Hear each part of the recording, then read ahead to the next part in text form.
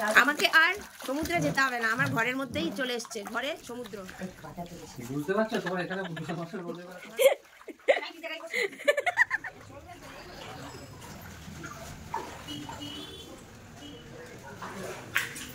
ঘরের মধ্যে জল। এটা আমাদের নিচের ফ্লোর, অফিসে যাচ্ছি। এর মধ্যেও আমাকে যেতে হচ্ছে অফিসে, কারণ আমি এমার্জেন্সি ডিউটি করি। এটা ওপরে ওঠার জন্য যে সিঁড়ি, সেটার এক ধাপ বাকি আছে। খুব খুব বাজে অবস্থা। আরো দেখাচ্ছি, দাঁড়াও। রীতিমতো হাফ প্যান্ট পরে আমাকে বেরোতে হচ্ছে।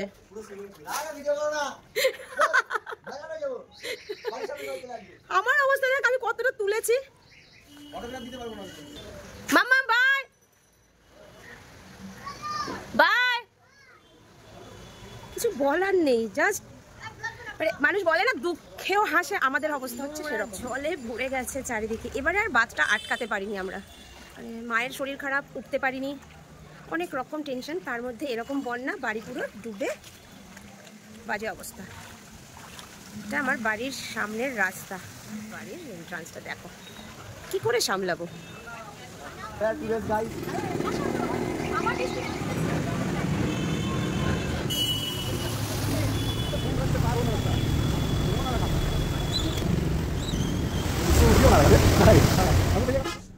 বৃষ্টি ভিজে অফিসে তো চলে এসেছি,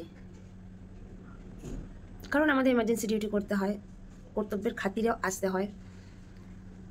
তবে চিন্তা ভাবনাটা পুরো, মনটা পুরো আমার বাড়িতেই পড়ে রয়েছে, কারণ মা খুব রিসেন্ট হসপিটাল থেকে বাড়ি গেছে, বাচ্চাগুলো রয়েছে। অনেকটা টেনশন কাজ করছে মাথার মধ্যে। মানে এবছরের পুজোটা সত্যি আমি কিভাবে কাটাবো আমি জানি না। অফিসের বাইরে এখনও বৃষ্টি হচ্ছে, আর শোনা গেছে মানে যে আরও কিছুদিন এরকম চলবে। কলকাতা মোটামুটি ডুবে গেছে, আমার বাড়ির তো বাদই দিই। আমার নিচের ফ্লোরটা পুরো জল থই থই করছে, সেটা আমি তোমাদেরকে ভিডিওতে দেখিয়েও দিয়েছি। কলকাতার বিভিন্ন হসপিটাল থেকে শুরু করে বিভিন্ন জায়গা ডুবে গেছে পুরো। নিজের কষ্ট ভুলে গিয়ে আমি সবাইকে একটা কথাই বলবো, প্লিজ যারা আমার মতো বা আমাদের মতো কর্মক্ষেত্রে বেরোতে হয়, বাধ্য বেরোতে, তারা দয়া করে সাবধানে বেরোবেন।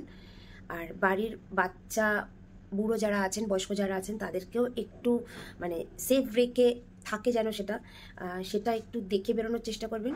কিছুদিন পরেই পুজো আসছে, সেই আনন্দটার থেকেও এখন চিন্তা হচ্ছে যে রাস্তাঘাটে কারেন্টের তারগুলো পড়ে রয়েছে। অলরেডি শোনা যাচ্ছে যে অনেকেই রীতিমতো ইনজোর্ড হয়ে গেছে। তো একটু সাবধানে চলাফেরা করবেন। জল যতই হোক না কেন, প্লিজ পায়ের জুতোটা হাতে নেবেন না, ওটা পরেই থাকবেন।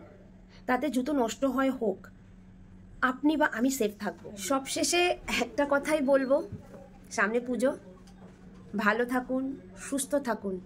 তার থেকেও বড় কাজ হচ্ছে আমাদেরকে সাবধানে থাকতে হবে, মানে সাবধানে থাকুন।